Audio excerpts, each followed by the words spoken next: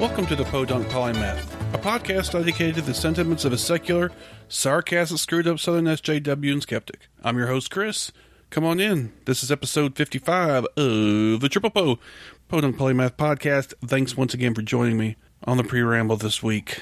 Oh, Seth, how could you? Oh, Seth Andrews. Okay, so, in case you haven't been paying attention, and of course you have, because you have nothing else better to do with your life, the Mythicist Milwaukee Convention is going on sometime soon. I don't even really know the date, but they have invited a bunch of YouTube shitlord types, anti-SJW sorts, to be there. Sargon of Akkad, Carl Benjamin. I don't know who the fuck these people even really are, but there's a bunch of shitlords. There has been some blowback. Thomas Smith is going to be there debating one of them, I know. That makes a little sense, at least. Aaron Ra pulled out because of the content of the conference, and he didn't, well, I can't speak to his reasons, but I'm glad he did anyway. Dillahunty is still there, and I'm kind of questioning that a little bit, but his bona fides are a little more. He's done a little more as far as social justice stuff, I guess. I mean, I'll give him the benefit of the doubt just because I know people who I trust say he's a good guy. So whatever, I mean, you know, I don't know. Seth Andrews, however, has been a dick. I'm just going to go ahead and come out and say that now.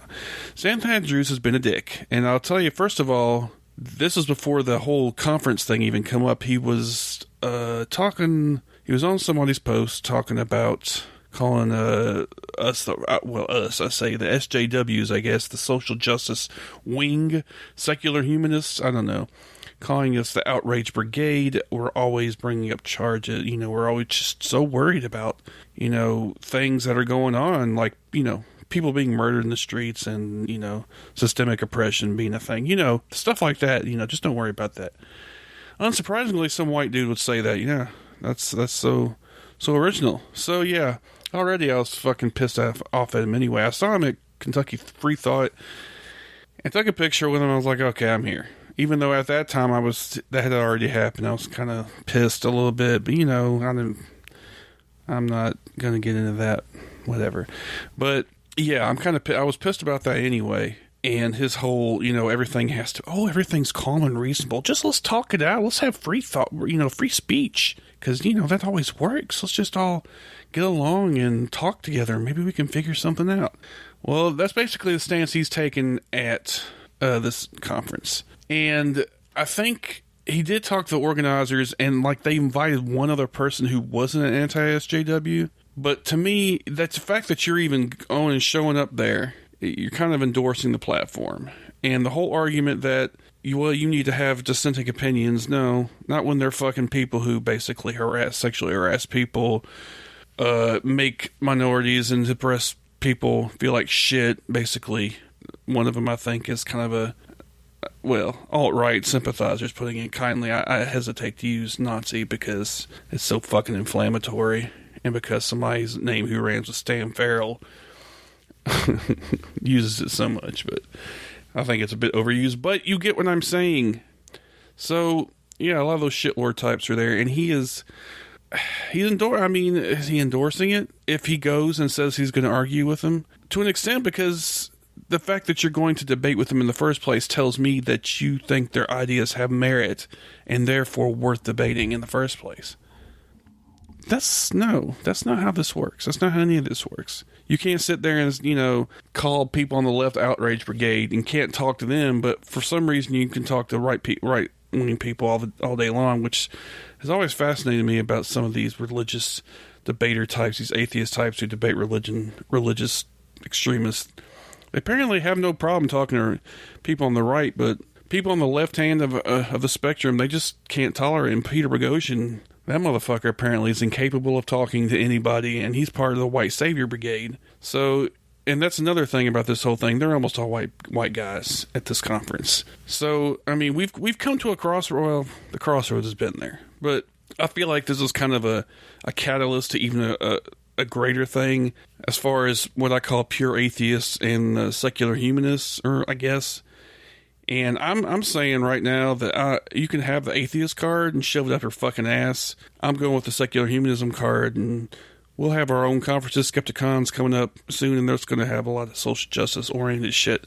So I'm going to that. But I never was big on conferences anyway. But I have to tell you, if Seth is at a conference, I probably would not go. And I know that, oh God, you're so cool, you're boycotting. No, I just don't want to, see his ass. I mean, I know it's a silly thing. Oh, I'm not going to show up and give him my money. Well, plenty of other people will do it. Okay, well, let them, you can have their fucking money then. Because I feel like this isn't even an atheist conference. It's like a fucking alt-right is Freeze Peach Fest or something. It's not even what I would call an atheist conference, or at least not the ones I've been to. So yeah, you can say it's a tempest in a teapot, and to an extent you'd be right. I mean, when it comes down to it, it's just a bunch of people talking, right? Nothing's actually happened. Nobody's getting in fist fights. Nobody's dying or anything. Okay, true enough, there may not be actual violence. You can never say for sure of anything, but I would assume there's going to be no physical violence. However, what surely will happen, and what possibly could happen, is that a lot of people show up to see these fucklords, shitlords, who gives a fuck, they're assholes, whatever you want to call them. And they might not be too nice, and there might be some sexual assault, some harassment, who knows? That wouldn't surprise me, to be honest with you. And another thing is they're gaining legitimacy. They don't give a fuck about art. They don't have any vested interest in having an outcome where they get along and kumbaya with the other side. No, they're doing this all for publicity. They'll go back to the YouTube channels and tell them how they won because they even got to get in the door. Whatever is said against them will be twisted into something that, they've won a victory. So it doesn't fucking matter. What the fuck if they lose any arguments objectively anyway? Of course, you could argue that you couldn't have an objective winner, I guess. But, I mean, it's all subjective. But to the extent where most people would agree that they've lost an argument, it wouldn't matter anyway because they would just claim it was a victory just because they got to show up. So I'm pretty safe in saying that unless Seth Andrews does something at the conference that just is magically awesome, then he can go fuck himself. I never was that. I don't want to say I was never a fan because I never really paid attention. And, it's whatever. I never have a vested. I know people who do, and I would not, I'm not one of those people. Well, if you like this person, then I'm not talking to you anymore or whatever. Or at least, if it's somebody, it's different if somebody it's a little different. It's not as easy to dismiss somebody that and have known for a while, right? But if it's just in general, if you come talking that bullshit and just defending him for just based on bullshit talking points, I don't give a fuck. So it's definitely something I personally give zero fucks about saying that he can go fuck himself. I don't really care at this point. But there are other people who might be battling with it. And like I actually wrote a long Facebook post, not to belabor this too much, and one of the things I said is like, look, Seth is good for getting people, a lot of people, look to him to help get him out of religion, okay? And that was fine, that's fine. I have, kudos, whatever. But when you start talking about social justice and don't know a goddamn thing about it, and then want to talk shit about the people who actually do know shit about it, because you don't agree with their viewpoints and you call them the outrage brigade, yeah, you can go straight fuck yourself then. I mean, you should have stayed your ass in your lane just like Sam Harris. Should shut the fuck up. Peter Boghossian should have shut the fuck up. All these white motherfuckers need to shut the fuck up. Go talk about your atheism, debate your little fucking religious extremists, stay the fuck out of the social justice arena, because you know what the fuck you're talking about. Okay, that's enough of that. Also, I wanted to mention another atheist at the pub was last night. Now, the turnout was actually about the same, but a lot of people left earlier than usual, so I ended up there by myself, but a couple more people showed up, including somebody who is on the palaver this week. It's certain Emmalia, I did it again. Sorry, Emmalia. And she does a podcast called Priss. Oh, no. I'm so bad. I'm sorry, I forgot. She goes by the name Priss, and it's a podcast, and she basically talks about her life and stuff and different things. But there's only like 3 episodes, but regardless, she's a cool person. I met her at the last Atheist in the pub, not this one that just happened, but the one before that. And she's really cool, really she gets zero fucks. She'll talk about anything, and that's why I wanted to have her on. We talked about that. We talked about her journey to atheism. We talk about all kinds of fucked up shit. And last night I was like, you need to come on to a sex segment like they do on Outer Voices or whatever, which I should have mentioned. And I was on, even though the signal kept fucking up. I don't know when that one's going to come out, but I was on Outer Voices with Rakeem and Esme, so check that out. So, yeah, the Atheist Pub. Great time. Oh, I gotta mention, I got a late birthday present, which wasn't even by his fault because I went in town. It was from my friend Eric and his fiance. He gave me, like, of course, like good beers, the good shit, like Delirium Tremens and the Delirium let me try this again. Delirium Nocturnum, Scotty Karate, which strangely enough it was at the place I was at when I had already had a couple, but hey, always more welcome. Of course, Old Rasputin, the old time favorite. And there was another one, which I'm going to sit here and ramble about because I can't remember the fucking name of it off the top of my head. What the fuck was it? Wow, I was going to fuck with me until I figured it out. That was only 3. Well, I feel like a dumbass. But anyway, there was another one I can't remember. I drank.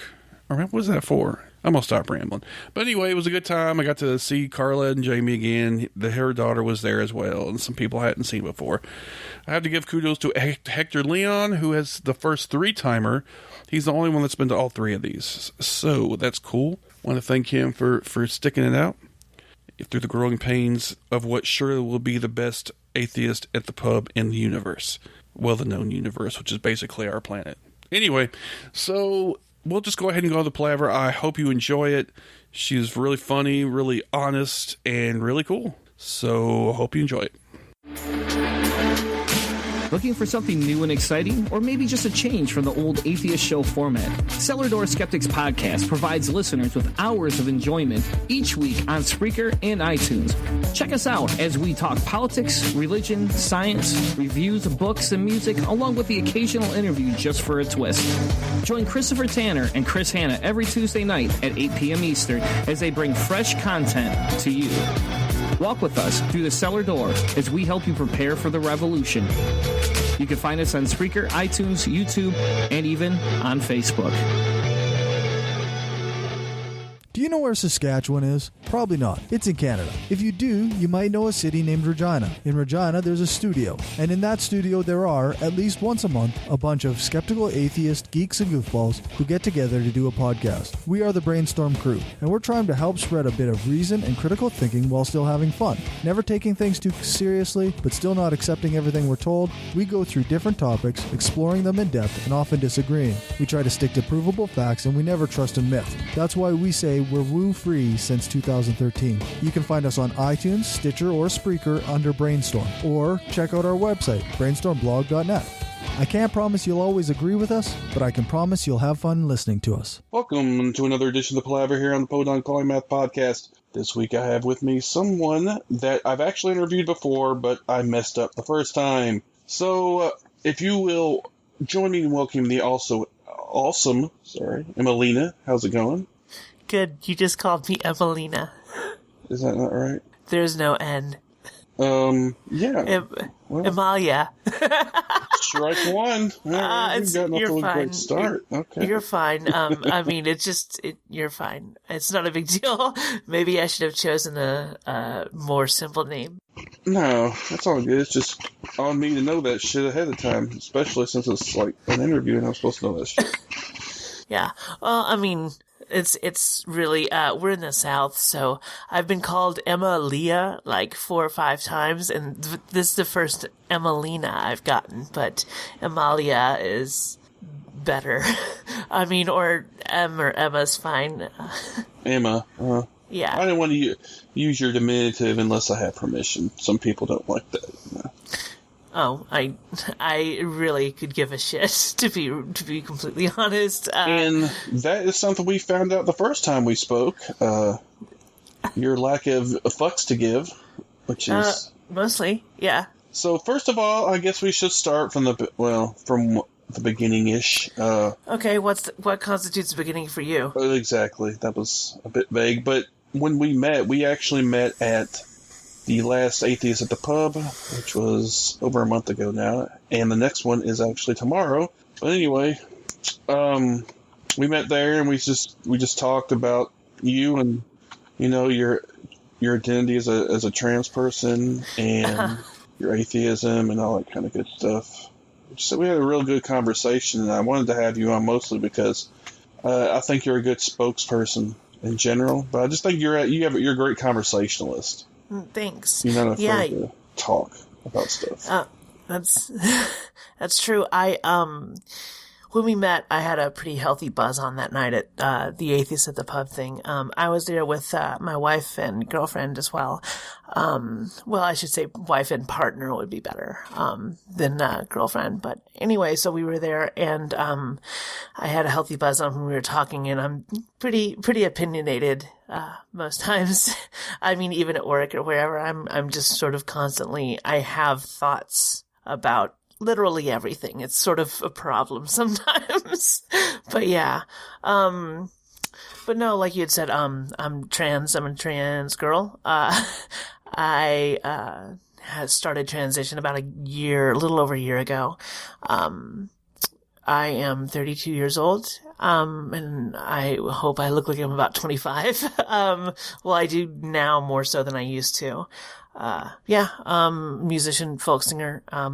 I have a weird desk job. I'm married and polyamorous, and so I have somebody else as well. And my life is sort of crazy and interesting, I guess. Hence the name of my podcast. Speaking of the Atheists at the Pub, I wasn't going to be able to go because I was going to go see that director's cut of Suspiria. However, I am no longer going to see that because it's sold out and I didn't I did not get a ticket, and I should have. So yeah. So you're there? I hope to be. We were going to have a party. I don't know. I think so, because I'll probably need to get out of the house anyway, so I might come. I'll probably be alone if I do come. Okay. Well, I mean, whatever. I don't want to take away from whatever you need to do, Yeah.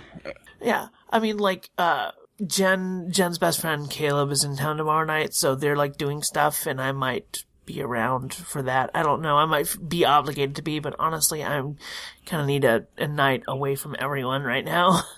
I'm a little overwhelmed. Yeah, it can happen. I mean, you've had a lot going on from what I've seen. Yeah, I'm still getting accustomed. I started a new job that I'm still getting accustomed to.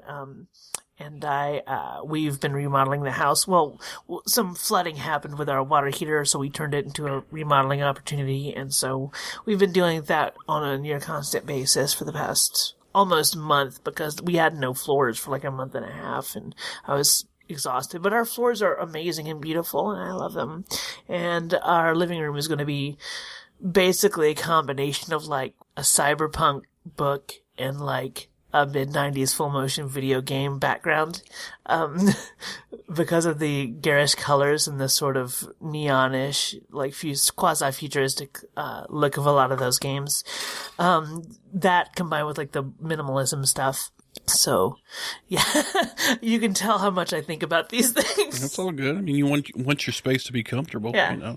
Your living quarters to be comfortable, and so that's completely understandable. Well, yeah, it's definitely super important. Not in a horrible way, but I've had some mental health related issues at different times. And I've realized that I have to really put a focus on things like self-care and stuff like that, just to give me an excuse to, some days it's the only excuse I have to get out of bed. I can get very, very, very low. It's bipolar disorder, so that's what happens. But, so sometimes that will happen, and I try to keep everything very simple. I haven't bought clothing that wasn't black for about 2 years now, because it's one less, it's one less choice I have to make in the mornings. So I have to simplify my life, otherwise it's bipolar and anxiety ridden everything. Well, I'm sure there's a lot of listeners that can identify with that. And myself, I don't have bipolar, but I have, depression issues and anxiety issues, so. Yeah. I can definitely, I don't know exactly what you're going through, but I have heard other people describe similar things, so. Yeah, it's a matter of coping mechanisms, because I spent so long not coping with anything. It became very hard to get me to do much, especially when I would go through, last year I was sick for a couple of months with an upper respiratory issue. I got the wrong medicine at the doctor, and it exacerbated my problem instead of helped it. to keep it really short. And so I was close to bedridden for most of 2 months. I barely left my bedroom except for on occasion. And it was the worst part of it was like I felt like I was totally betrayed by my body. Like I couldn't get the work done that I needed to with whatever I was working on, probably trying to go back to school or something. But I was just having so many issues with that I thought like all hope was lost. Like I feared the worst. It's like 2 months and it's a breathing thing and you're like waking up in the middle of the night, just like wheezing. It's terrifying. And it's not the worst thing in the world, certainly, but when it's just day after day after day of that, and it's a long time to be incapacitated. So, and I have permanent lasting effects. I have to have even though I don't technically have asthma, I have to have a rescue inhaler and breathe shit in every morning like this, like that white flaky stuff. Well, it tastes like it's like white paint flecks that you just like have to breathe into your lungs every morning now. I mean, I could just get a regular inhaler, but the white paint flecks are like $10 for every 2 weeks, and the regular inhaler that does the same thing is about $200 for 2 weeks. Yeah. And that's, So, I mean, like, this house is a middle-class home, but I don't care if, like, you make $250,000 a year. That's still a lot to keep yourself breathing healthy for a couple of weeks. Yeah. Like, that's a hard thing to do. And this is, my wife is an insurance agent. You would think that I would have some great health insurance, but it doesn't really. I have a health savings account, but that doesn't really. That's gone the first of every month for meds and whatever. That's a joke anyway. But anyway, let's kind of. Yeah, let's. No, that's sorry, cool. We can bitch about healthcare all night long. Get started on that. Yeah. But first of all, why don't you kind of tell me what's your. We say that you're a trans girl. I say woman. I don't want to be demeaning, but I'm sorry. Do you just want to kind of tell me your story about how you got here and what your journey was like and all that good stuff? How I got here and what my journey was like. Well, I appreciate you calling me a trans woman and not a trans girl. Most days I'm pubescent again, so I'm going through second puberty, so I feel like a girl, like a bitchy 14 to 16-year-old girl, because I never did that the first time. But insofar as I got here, I realized I didn't say the word or think the term transgender when I was 8 years old, but it was around then that I realized things were different, and I didn't quite ask the questions proper, because I didn't really know how to phrase it, but like I floated a lot of what if questions to my parents. I was like, what if I was a girl? Like what would life be like if I was a girl, and all that kind of thing. And then, I'm 32, so this was, I guess, it's like 17 years ago or something like that, or maybe longer. I don't know. I can't do math right now. It's late and I'm a little stoned. Sorry. But no, it's not your fault, at all. I'm usually up late, but I'm just not doing things super coherent. But no, anyway, it's been a while, but I realized enough to know that it was like sort of verboten or not spoken about. Like, you would hear about somebody maybe having a sex change, like a gym teacher would go away for a semester and they'd come back and they'd be, someone else. So you hear about that and maybe, oh, puppy, I see your puppy. Oh my goodness, look at his face. Ooh. Puppy break. Yes.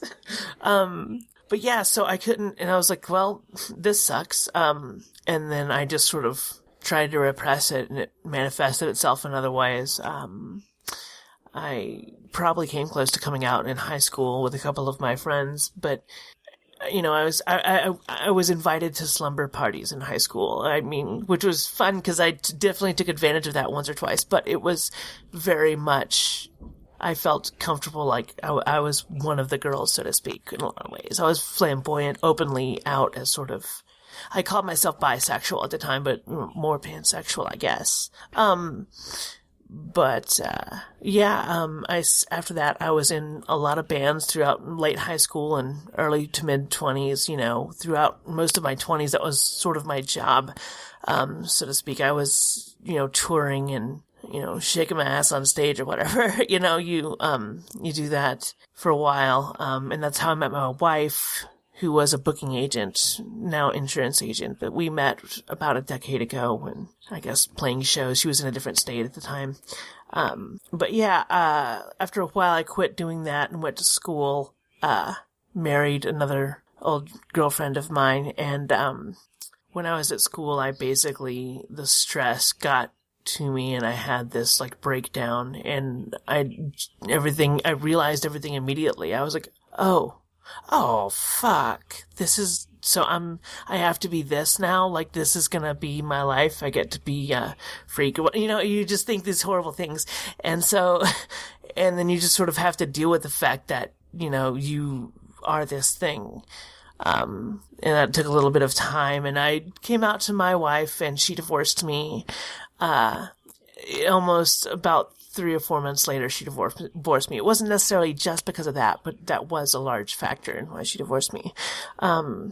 And then I moved from Knoxville to Nashville to live with my parents for a little bit. Reconnected with Jen, and I had told people at this point, like I had come out, I had told my parents. But after Jen and I had gotten married and I started hormones, my parents, once boobs started showing up, they were like, they just couldn't even look at me. So, even though they knew, and I mean, it should have been pretty obvious too, but, they knew, and they couldn't even look at me, and I just left, and I haven't seen them since. So, that's, how I lost and gained everything. I didn't really highlight the good stuff, but in the past few months, things have gotten better. I've gotten sort of steady work, a job that I can be proud of and stuff, and I'm happy with my friends and my partners, and I'm just sort of, yeah.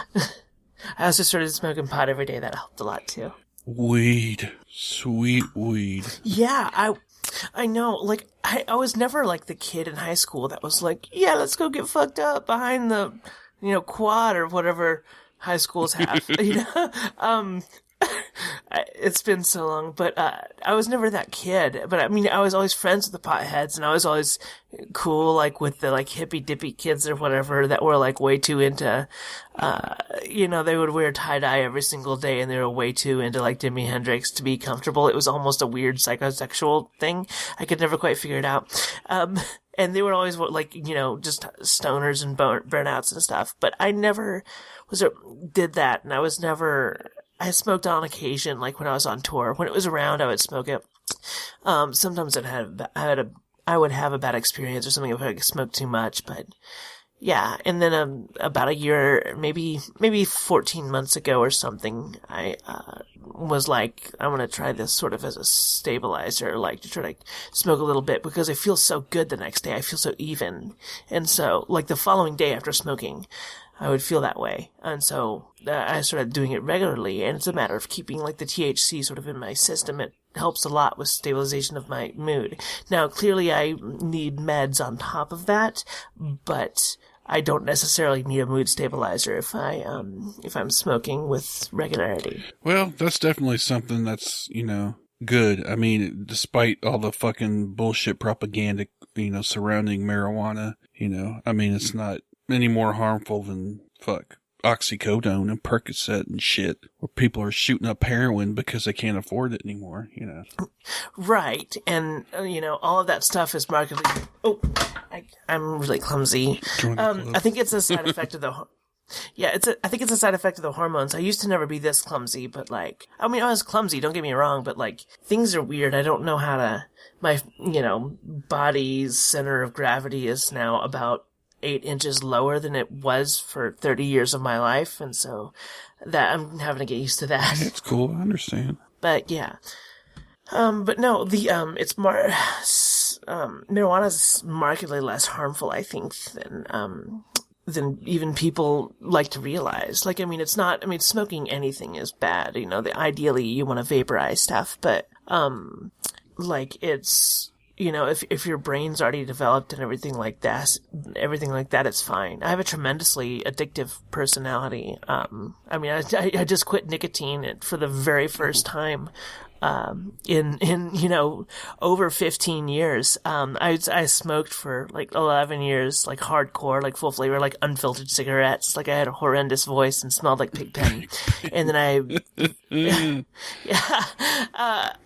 mean, I can't like that stale cigarette smell now. I mean, I love like fresh tobacco. I still love the way it smells. Like I still vape like, that has a tobacco flavor to it that I love, that sort of creamy, light, sweet flavor. But like that secondhand smoke smell is just nauseating anymore.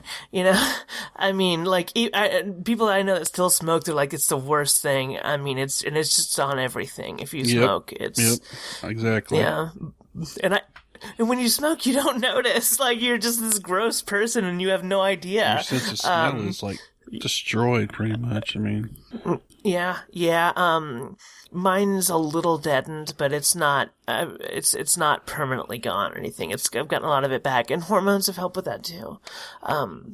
Estrogen is not a destructive hormone to your body. In fact, it's, very helpful. Like, that's why my skin looks awesome for a 32-year-old. Because, I touch it next time just to feel it? Yes, you may. I mean, as long as you ask, and especially if you're not going to touch my face, super ask. Oh, yeah, no, shit. Yeah, let me just come up and touch your face. Sure, yeah. That's not weird at all. No, that was one of the first human interactions I had after I moved to here. I was at an anime convention and this cosplay girl was like, "Can I touch your face?" I think she was really high or something. But, it was just, I don't know. I just got a flashback to that. But yeah. What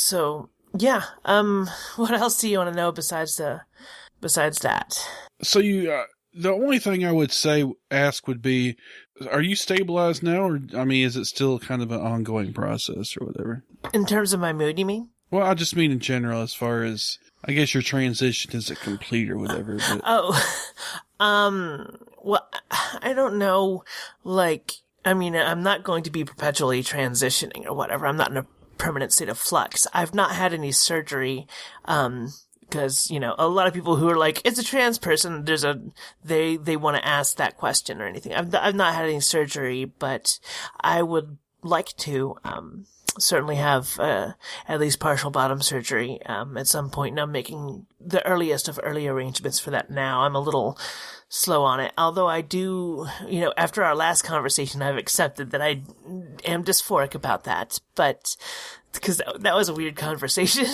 But I am dysphoric about my body in those ways. And I am actively working towards, taking care of that. But I think also, like, once I got hormones made me so happy, for the first time in so long that I sort of got, not necessarily complacent, but I sort of just ignored the dysphoria and hoped it would go away. But yeah, partial surgery would be great. I could take with at least partial surgery, like, let's keep this really simple. So, like, if I just get my balls removed, so if I just do that, it's markedly cheaper than having, like, a vaginoplasty. But, like, if I do that, I will stop having to take testosterone blockers daily, and that's the only part of my hormone replacement that is health threatening, and it's pretty minimal. Like, if I take the testosterone blockers for 8 to 10 years or so, they can start to get real rough on your heart at that point. And so other than that, it's no more harmful than, a postmenopausal woman, taking effectively the same hormones, to sort of regain her sex drive and just those feelings back, those sort of personality things that, postmenopausal want. Let's be honest, it's like 90% for sex drive. Cause, 65-year-old women still want to fuck sometimes, I guess. I don't know. I don't know how it works. Yeah, I don't know. Sometimes I wish I didn't have a sex drive as much because it's a pain in the ass sometimes. But... when I was a teenager, I masturbated like there was a gun to my head. I think, when you're, you're a teenager and your puberty happens to be one of the testosteronal variety and you're not suppressing it. Certainly if you're trans, it's really hard. You have a lot of conflicting feelings, but at the same time, you have to do it. There is no getting around. Like, you're just a gross, like, you're glazed in some form of, like, human scent and grossness basically 24/7. You're sweating for no reason. You're sweating too much for the reasons that you ought to be sweating, and you're just whacking off like it's the end of the world, you know? You ain't gotta tell me. Yeah. Yeah, I remember that. I mean, yeah, there's a weird charm to it. But at least I had internet porn, so that was very helpful. Exactly. I already had that back in my day. Yeah, it was. I have that shit. Wait, how much older than me are you, sir? I'm 43. Okay, so yeah, you had woods porn. We had mags. Yeah. We could get them.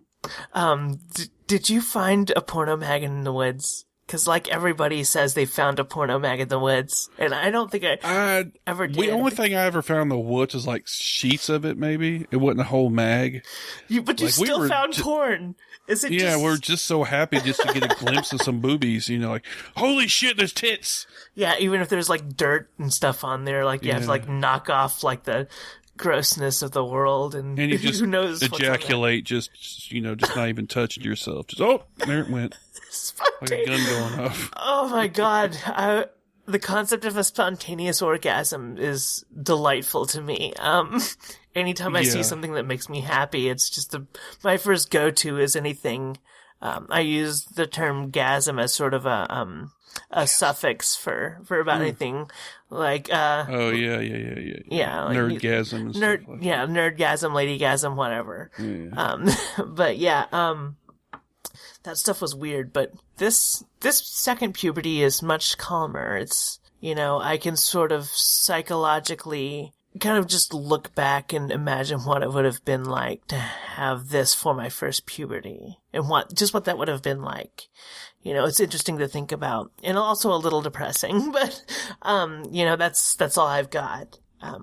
It's interesting. I find myself sometimes regressing. Like I was out with one of my friends the other night, and I was like, I want you to take me on a date. Like I had a couple drinks. We were gonna go to it's like dinner and drinks, and gonna go see It was the plan. And so, I was like, I want you to take me on a date. I want you to, like, come to my house like a Letterman's jacket, and I'll be, like, chewing gum, and we'll go to the drive-in. And then, like, 2 hours later, I realized that I was, like, retroactively trying to, like, have, like, a teenage girl's life.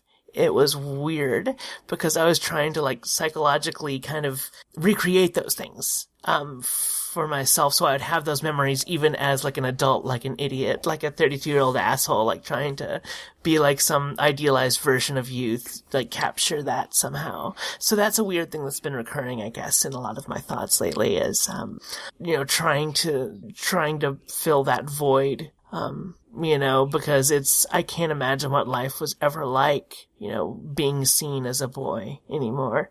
Let's, kind of transition here. That's a bad pun. Yeah, it's a bad pun. I feel like I did that same pun last time. You did. Oh man, I'm so predictable. Okay, so anyway, so yeah, let's kind of talk about your kind of journey into atheism. Okay. First of all, I want to ask you, which was more difficult, do you think? Like as a process? Yeah. Okay. I would say probably just transition as a whole. Like, I think there'll be a point to where I will be just sort of satisfied. Like, when the day comes that I forget that I was ever trans, like, when that day comes, then transition will be over for me, basically. Like, I will, if I'm able to forget that, then that means that I'm fine. I'm done, you know, or what. I can't imagine what that's like now, but that day may come. It just becomes a part of me or whatever. So, yeah, so I think, like, my parents don't know that I'm an atheist. I mean, I don't talk to them anymore, so it doesn't matter, but I talk about it with my friends, but I've never really addressed it, like, with my brother or anything like that. But I think it's, I mean, I try to sort of make it pretty fucking clear what my views are on most things. And which is fine because, you know, that's whatever. But I find like I didn't really have so much a journey into atheism. So a sudden realization with a bunch of gradual realizations afterwards that were like, you know, at first I was like, my first thought was, if God exists, like, you know, in that sort of way, like you sort of, like I wasn't buying it as a child, but when you first start making those thoughts at like 19 or 20, where you're like, if God exists, he wouldn't give a shit that I'm like not swearing, you know, he wouldn't care about that, or doesn't care that I smoke cigarettes or whatever. Like, he's got better things to do. So like, it was that, and then I just never gave it a second thought. And so from that, I consider that like the beginning of atheism for me, like that realization of like, when you start asking those kinds of questions, like, he probably doesn't give a shit if whatever, like, then that means you don't care whether or not he's there either. You know, but it wasn't fully formed into, you know, the clinical, like, you know, my atheism is the absence of a holding this belief in a god or many gods or whatever, you know. It's like how you start when somebody asks you what you believe and you can tell it's going into an argument about atheism or like a conversation about it, and this person is a Christian or they're a theist of some sort. I didn't have the, like, stock response of, it is the absence of this belief, so that way the burden of proof is on them. I didn't have that knowledge ahead of time to be able to do that. Then I was just like, I just really don't give a fuck. You know, like you said before, like, it was one of the first things where I was like, I don't, it's just gone. Like, the care is gone, and gradually I just got more and more sort of, not anti-theist, but I was like, God, this is just fucking dumb. I can't believe that I spent so much of my life legitimately believing that, you know, a dude lived in a whale. You know, I can't believe, like, and I knew the stories of, like, Lot, where he, like, fucks his kids and all that stuff. Like, I knew all of those stories, and they were weird, and in some cases confused me sexually when I was younger. And I knew all those things, and I still believed that they were, like, true. And I was, like, happy about the dude that did it. You know, that can fuck a kid up really easily. You know, I would have these bouts of, like, hypomania when I was a kid. Like, I would have instances of derealization, and, like, I would hallucinate. It still happens once or twice a month to me now. And when I was a kid, I sincerely thought, like, the devil was gonna come kill me because I was, like, indoctrinated into this world. And I can't believe that I ever spent so much time wasting it on this, because it's so harmful. And there are people that will die with those same fears, which to me is like, if you haven't gotten past those fears, but, you know, when you die of old age or when you die suddenly in a car wreck, then that aspect of your life will have been thoroughly in vain. And it's really sad, you know?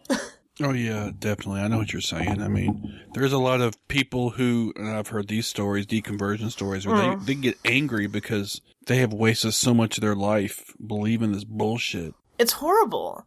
You know, I mean, I don't think it's as necessarily abusive to a child, but it is if you know it's incorrect. You're like, they need this structure. You're willfully putting them in this situation where they could have these deep-seated fears. They're being, you know, kids that are brought up in the church are basically are told that they are sick, and the only person that's going to cure them is going to wait till you're dead to make sure that they can prove it or not. Basically, just prove that you're worthy or whatever. And the only way to get there is to express faith, which is basically, you know, it's gullibility. It's doing it despite evidence. The point of faith is not having evidence. And that's no way to live. I mean, the church and some other things that happened when I was a kid are like the reason that I've, you know, given up on, I have no interest in believing anything nor trusting anyone. You know, those concepts are useless to me now, which it makes me clinical in a lot of ways, but it makes, you know, me able to plan pretty okay, I guess. But it causes other issues too. Like a lot of my, like, mental health issues and stuff have come directly from being told that the earth was such and such years old and that I was special, but that I was also sick, and this is the only cure. Because you deserve to burn forever. Yeah, I mean, people don't really think about that, I don't think. Yeah. The kind of shit you're telling kids this kind of shit. I mean, it's almost like PTSD or something, you know? Yeah. I mean, for a lot of people it is. And, you know, talk therapy has been really helpful with a lot of things lately, but one of the things that we've just talked about is how I've not been diagnosed, but she has told the term to me, it's complex PTSD, which is typically, for as best I can tell from the little bit of stuff I've looked into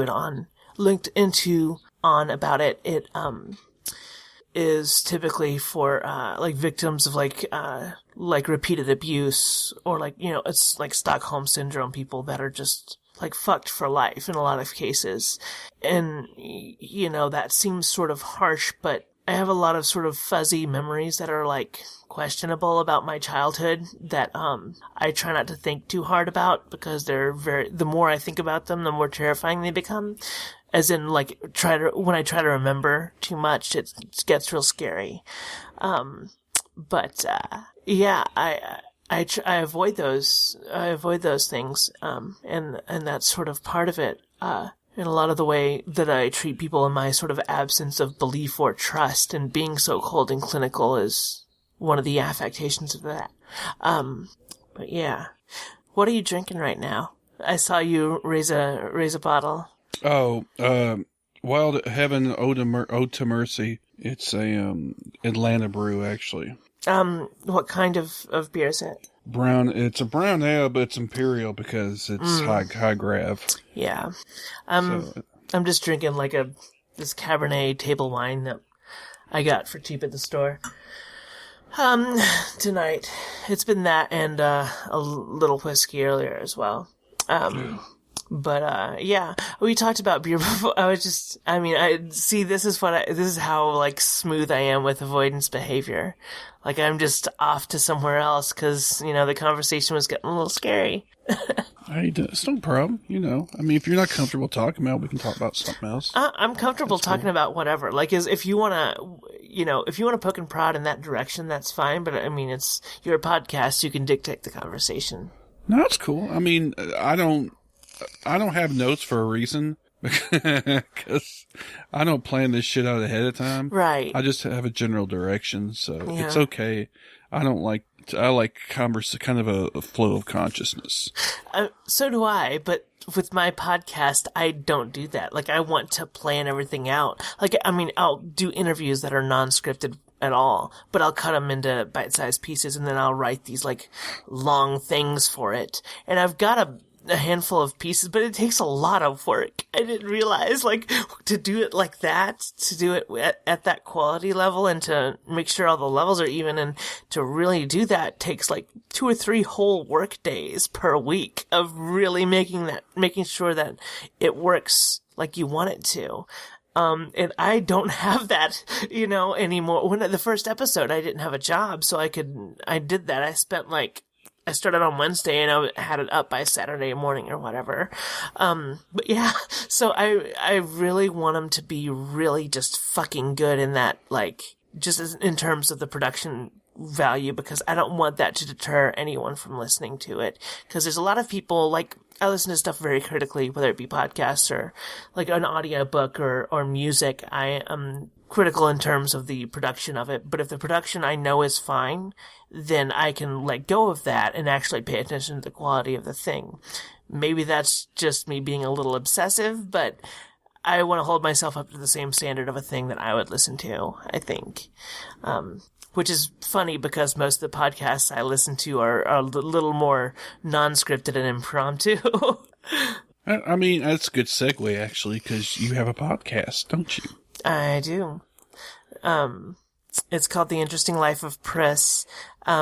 I've literally only uploaded 3 episodes, but I'm working on, I'm gonna build an actual .com for it and, take care of some hosting and stuff, because right now I'm just sort of throwing them up on SoundCloud without paying them any money. And right now, it's like day to day for SoundCloud at this point. Like, they could be bankrupt, and I would rather, you know, toss some money at Libsyn and make sure that I own that it's my IP and that they can't put their own ads or whatever on top of my stuff, and that I can, link to it from my own domain, doing all that, basic level stuff. I would rather do that and have it done than really fool with it. So that's another reason that I've only put up 3 episodes in as many months. Yeah, I'm gonna need you to get back on that though, because I posted that. Actually, I need to redo that. Actually, in fact, I didn't. Did I mention them? Shit, I didn't. No. Okay, I gotta do that. Okay. I need to do that. Yeah. I need to plug it more. I did initially. I remember sharing it, but I haven't given it the loving attention that it deserves. I mean, for all five of my listeners or whatever. Well, it's 5 more than I've got. I think.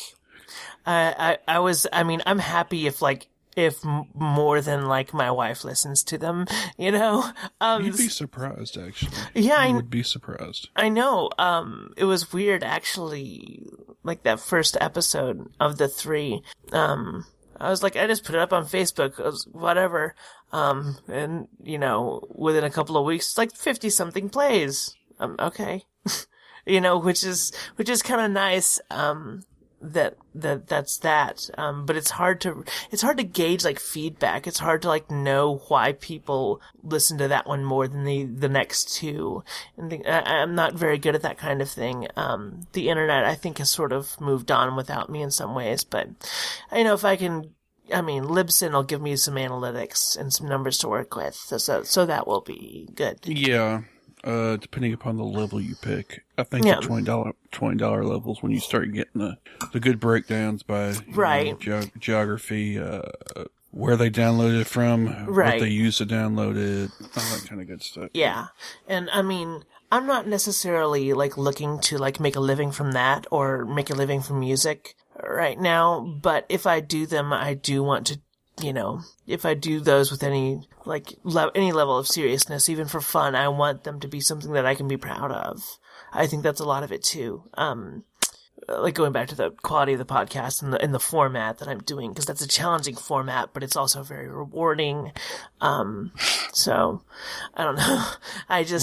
Yeah. It looks like you've already got the chops as far as audio production and stuff. You've already got the setup. I'll see a lot of people using the Snowball in a pop filter, so that's, Yeah. Well, it's the Snowball has a very good condenser, and, right here, I've got this is a Blue Yeti Pro. Oh, you got the Yeti. Oh, yeah, that's nice. Yeah, I've got, this is a Yeti Pro, so on the bottom you can actually do multiples, so you can run XLR out, and also they're it's not mini SD, but it's micro SD out on the back of that, so you can actually do both. That's what this mic has too. Actually. Right. Well, but the blue mics like this that are all around, when they started doing the more inexpensive, because blue microphones were $1,000 and up back in the day, and they were some of the best modern condenser mics for vocals. I always loved them. But when they released this new ones, the chipset that's in these, for both the Yeti and the Snowball are of equal quality. The only difference is the way this is shaped, because this one, the Snowball, is multi-directional as well. The only thing that's really major is that I can also output to XLR to a soundboard or something if I needed to, but I don't have a physical board or anything here. I'm just running this straight USB. That's what I do. And that's what a lot of people do. I want to get a mixer. I don't know why I want a mixer. I don't really need one, I guess. It feels good. It just feels, I love having faders. I don't even have it plugged in. But not long ago I got, a really good, Behringer makes really good, economy level, interfaces. So I got this little, 4 to 8 input guy right here. It's got a little preamp in it that's nice. But don't know what the fuck that's the problem. I have no clue what the fuck I was going to do with it anyway if I got it. Oh. Well, I wouldn't have any idea what the fuck to do with it. use anything else, what am I going to do? You know, right. Well, I got this because when I was doing interviews and stuff, I could have like multiple inputs, and I would go USB out of the interface, and I would have 2, maybe 3 mics running into like GarageBand or something. And it's also good for recording. Like if I'm just recording music, like I'll do like 2 microphones, so I can have 2 independent tracks recording simultaneously. And I have just more level adjustments. But if it's just you in a room talking, you don't need anything but a USB mic, really, as long as it's a condenser. And you got a pop filter because, you know, gotta have that sweetness on the pop filter. Yeah. That's basically what most people have. I mean, it's a pop filter, the mic, and it's USB unless you're, like I said, unless you have a mixer for the XLR. I don't know. I've seen, of course, the higher end people have like condenser mics, and they got fucking soundproofing, you know, and the whole 9 yards or whatever. I mean, I guess it just depends. I'll be honest with you. I've heard shows with great production that the content was absolute garbage. Right. They try to make up for it. Conversely, I've heard shows that was shitty audio, but the content was good. So, I mean, you know, I guess it just depends upon... There's a balance there, I guess. I mean, you don't have to... Like, my shit ain't super awesome as far as the sound quality goes, but I mean, it's all right. It sounds great. I think it sounds fine. Like, I don't think... excuse me. I mean, if you're not... if you can get... For this type of format, like, if you can get it uploaded and you can hear what's being said, that's really all you need. Now, you know, I always want to be prepared in case things go well, because I've been in that situation before where all of a sudden the quality of a thing matters. Like when you're like in a band, the quality matters. So, you know, I learned quickly what the difference was between a $2,000 album and a $20,000 album and a, you know, $200,000 album. You learn those things after a certain point and realize how the differences, you know, stack up. And you can't take, you know, an album. I can't record an album like with just a guitar and just this mic in this room right now. I can't record that and then go play it on the radio because the mix will be off and there's a whole lot of things that you want to do. Plus, fuck the radio anyway, right? So it doesn't really matter, but it still kind of does. You know, it's so there's a lot that goes into that production thing that you have to weigh, and I think a lot of people overthink it or underthink it, but never quite, you know. Rarely do people do what you've done, which is do what you need to do to get the podcast out. Well, I had one before this, and I used to do a lot more editing. That's to say, I would go for every and every, you know, little... Right. That just took too fucking long. I don't have all day to do all that shit. Now I just, like, basically, if there's... I'll do, like, you know, normalization, and... I've got, you know, I know the levels are going to be decent. I'll do some volume leveling, maybe, and... truncate some silence, noise removal. I mean, right. Other than that, I don't really do much anything because I let the content speak for itself. I mean, to me, if you do it too much, it doesn't sound organic. It sounds kind of artificial. Yep. And also, I mean, I went to school partially for journalism and to film school as well. So I try my best, when I'm in the habit of this, I try my best not to use ums or ahs. In my typical conversation, I will. Like, if we were just, like, hanging out, like, tomorrow night, if we're, like, hanging out and I've, like, got a buzz on, I'd be like, what was I saying? You know, it's just all the time, and I say like a lot sometimes in certain conversations. And I'm just a little more aware, so it sounds a little forced and weird. But I'm also more aware anyway because... my voice didn't change. Like, I have to be aware of, like, where my voice is, because it's weird if I just slip into boy voice too much. I'm working on that more lately. Yeah, I do that too. I've been trying to consciously not say things, like, So I'll just kind of just sit there, and I'm like, and then I pause for a minute, and a pause is better than because I can get rid of a pause. Yeah, easier. You can cut that shit out. Yeah, but it's just like you have to go back and find every fucking you know, so... I'd rather do a pause than that. I think I'm gonna, just to move a little bit, I was just thinking back on, I've always been a very avid podcast listener for over 10 years now. I was, especially because I was on the road a lot, and I was an early BlackBerry user as well. So you use all those RSS feed catchers, and it was a big deal to plug in regular headphones into my BlackBerry and just play a podcast, and it worked, and go to sleep to it every night. And I almost do that still today. But I started 06 or 07, and I really wish I'd have started a podcast back then, because it's still the same entry level thing. But my favorite podcasts are I've listened to some of them, that have 100. I was one of the first 100 plays of the first episode, and that was my favorite murder, and they're, they're doing quite well now. But that's also because I'm constantly obsessive over true crime podcasts, because I love listening to that kind of thing. I love horror movies.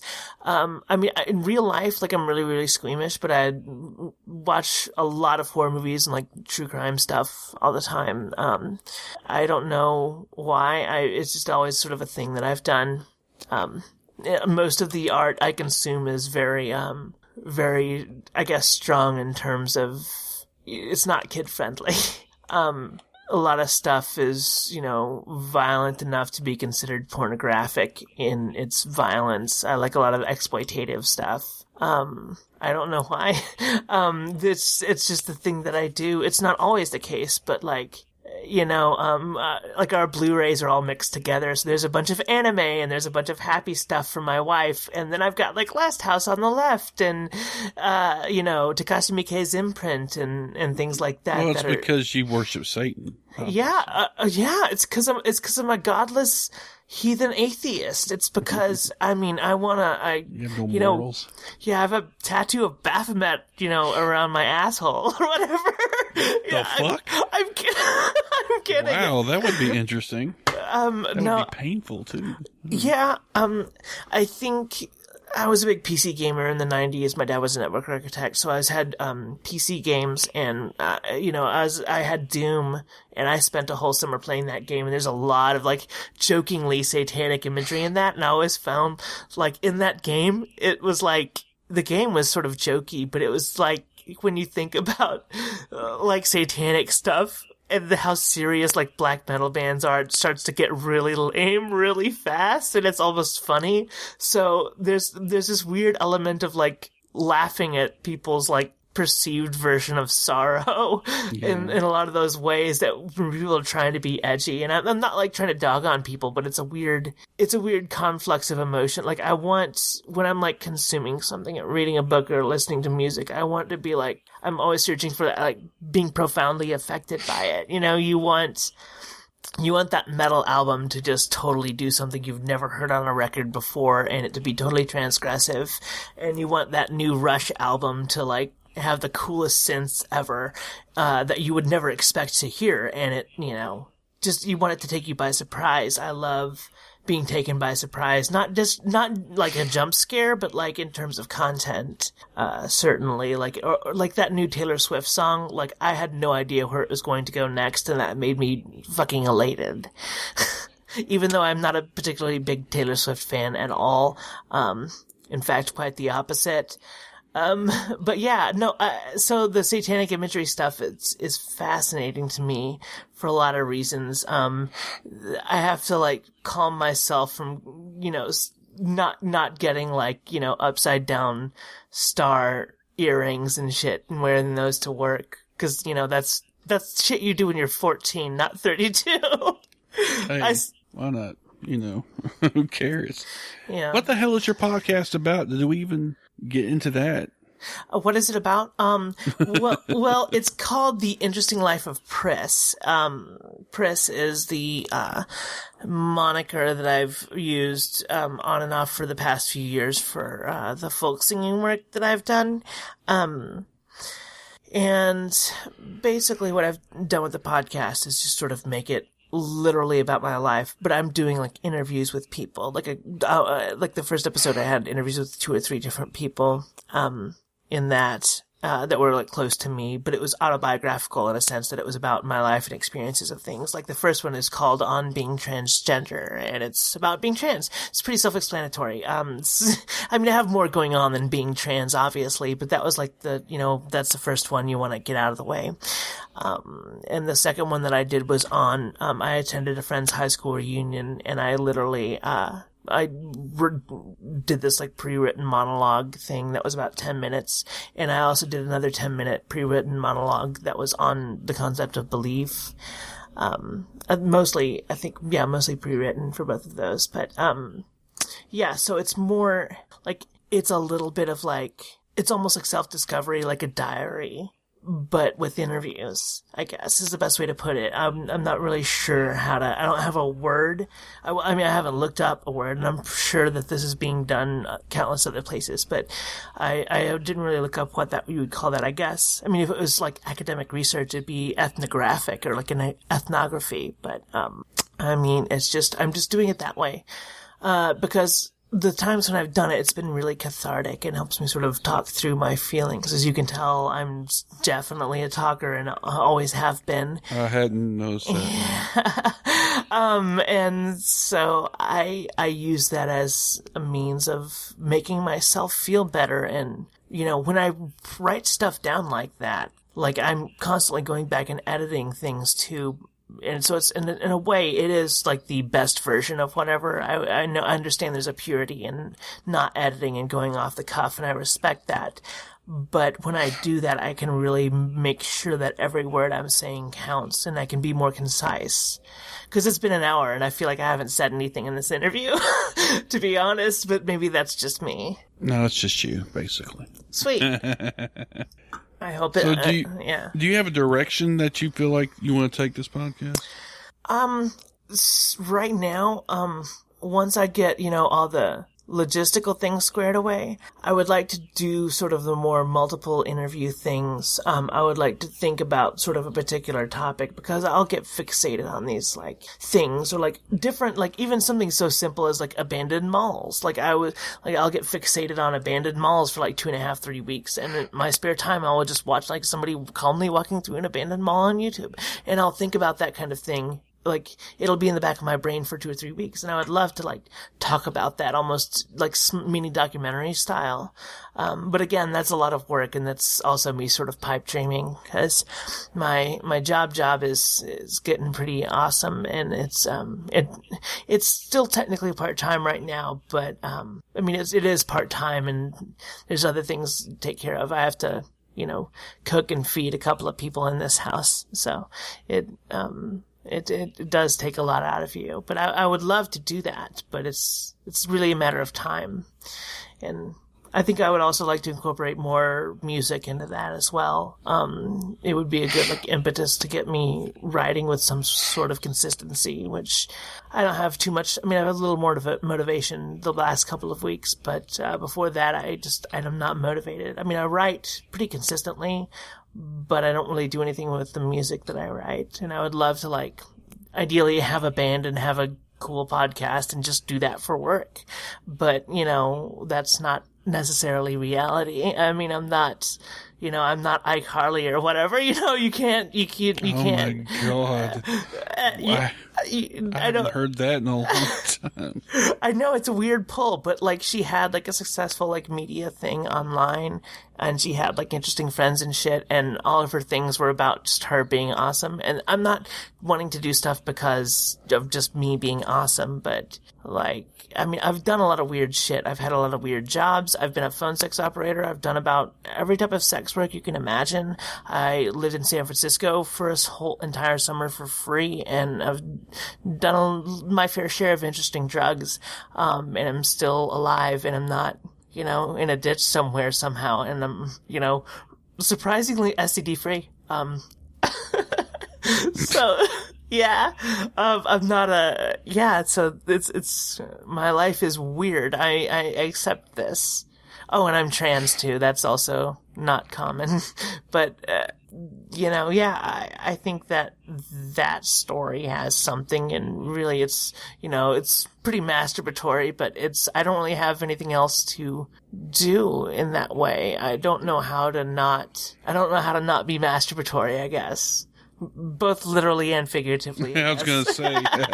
Yeah, no, a lot of trans girls their sex drive will drop significantly.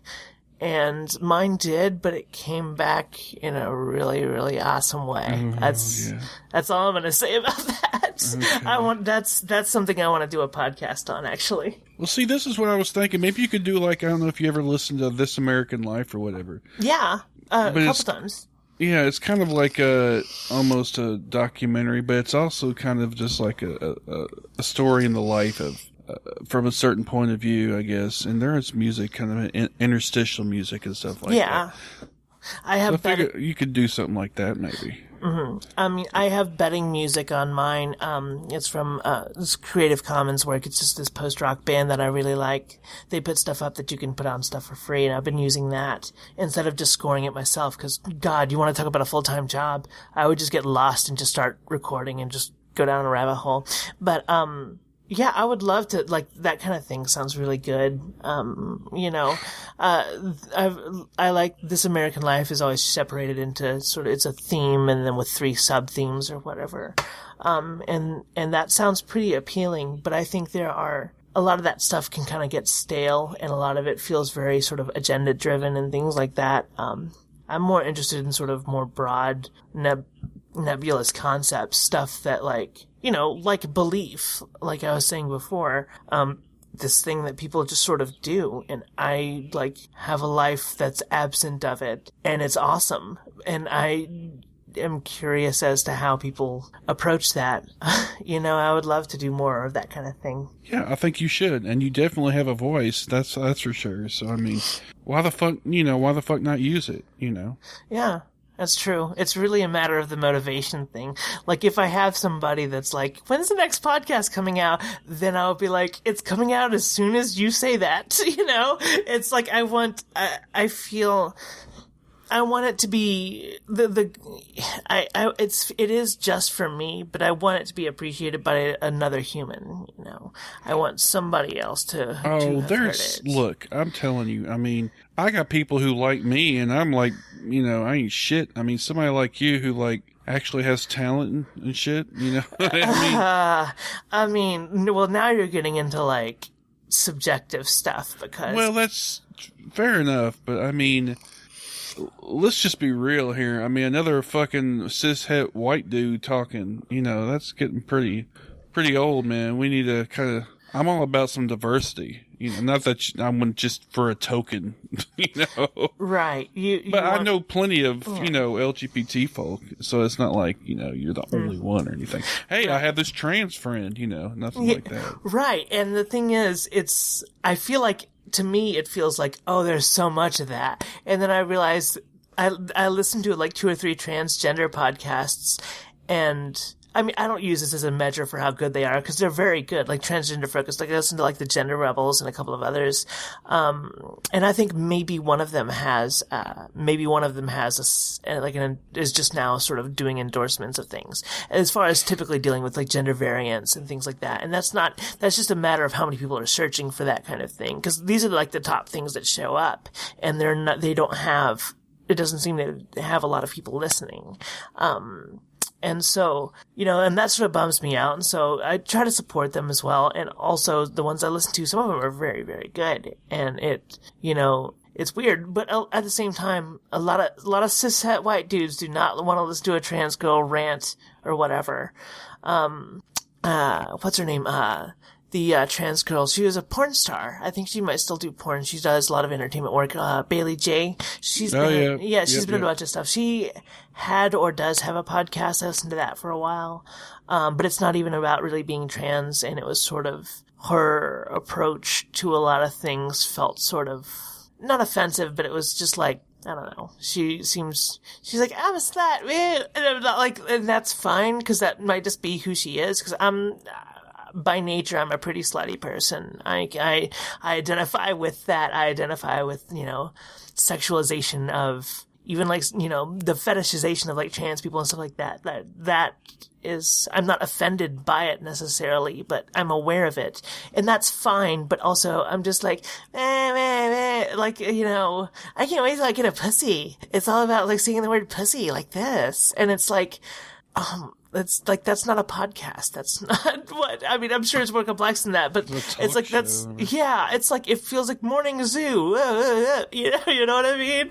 It's like Weenie in the Taint. That's crazy. It's 5:20 and I'm a trans woman, you know. Yeah, top of the hour. Exactly.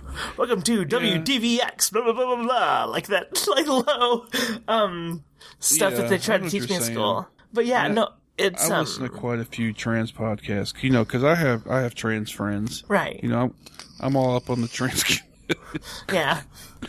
But no, I genuinely, I mean, there's an element of, I'm not listening to them just because of that, but I feel like we need more voices just in general, because I get sick of hearing the same shit all the time, to be honest with you. I mean, I'll listen to a cis white dude, like, talk about, like, this movie was so bad, blah, blah, blah, like, do shitty movie reviews, like, listen to that stuff all day long, love it. But it's not because there's cis white dudes, like, that's not, but cis white dudes are the largest demo that loves, like, shitty horror movies, you know what I mean? Like, it's not, you know, it's, that just happens to be the demographic, but I think, having voices from different people is important, but also some of those voices, like if I was like a shitty, boring person, like I wouldn't expect you to, I'm saying like a lot now, I just realized I'm cognizant of it. But like if I was a shitty, boring person, despite being trans or whatever, like being trans shouldn't be like the thing that gets me to be like on this thing. You know, you don't want, that's not the thing, but I get it. Like, you wanna, cause people are curious about it. My, one of my friends, I was at her house the other night for the finale of Twin Peaks, and her husband was like, yeah, when she learned you were trans, like, she just started reading stuff about it. Like, I thought she was a dude, you know, like, thought she was trans too because she was reading about trans people because she had no idea. This is just, you know, a little Christian girl married with a couple kids, adorable, sweet as pie, but just is fascinated, I guess, by the concept. I'm sort of new thing to learn about, like a new type of person, I guess, to her, which is, and I'm happy to help and answer questions, but I also don't want to be like her token friend or whatever, you know. I don't know, there's a fine line there, I think. Yeah. It's not, it's always a balance. All that stuff is all about, you know, I don't believe in any sort of new ageism bullshit either, but there is, you know, if you need to take care of yourself, like I'm really trying to do that lately. I've been horrible about it. You know, I just don't, like, psychologically, and it's like, hey, if you have a panic attack while you're, like, putting away groceries or something, light a fucking stick of incense. Like, do something for you at the same time, like, that gives you pleasure, so you can exist, you know, without just being a wreck all the time and just throwing your hands up and doing nothing. You have to be proactive. And I've not been for the last, like, you know, 4 or 5 years. I've been wallowing in this, you know, sad, transy muck, I guess you could say, of just sadness, of whatever. And I think I'm reaching a point where I'm tired of just, like, bitching, but I still have plenty of things to say. So, I don't know. Well, I guess we should wrap up here, since we've, you know, because I don't want to keep you too long. I mean, I'm fine with, sorry if I'm a little trailed off. It's late, but I'm fine with really whatever. Like, I'm happy to be on as much as little as you want, and I'm happy to talk about whatever you want. Because I will, as much as not often as I do my podcast, I'm totally happy to be on somebody else's. Hey, yeah. Me too. I'm supposed to be on one tomorrow, actually. Oh, sweet. What are you doing? Outer Voices. It's out of, one of them is out of Memphis. One just moved to Brooklyn. So, oh, cool. It's an atheist podcast. Yeah. So, and one of them is does a sex segment, so it's interesting. Oh, sweet. Oh, that sounds fucking rad. Cool. Well, I hope that is awesome. So, yeah. I'm sure it will be. Yeah, they're cool people. So, go ahead. I'm sorry. No, you go. I was just going to say, where do people find your stuff? Well, you can follow me on Twitter at Priss Unicorn. That's Priss with 2 S's, Priss, Unicorn. And I believe that's the same for my Facebook thing. And so I seldom update Twitter. That's more just so I can have the domain, but I'm sure I will in the future. I have, I think, like maybe 2 followers or something. So I think it's also a matter of if I have more followers, I'll probably, be more apt to tweet more.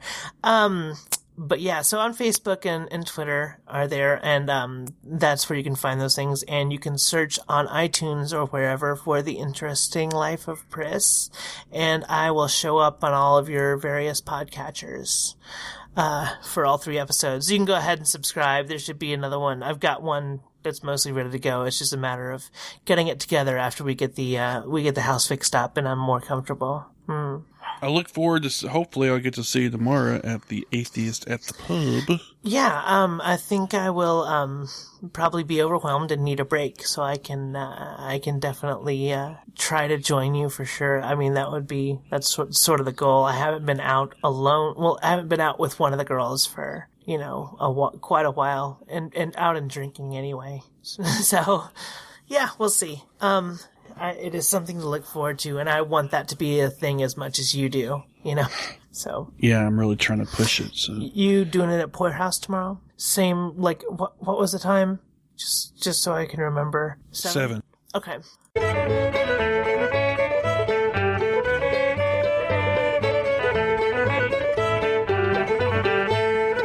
That'll do it for this episode of the Podunk Polymath Podcast.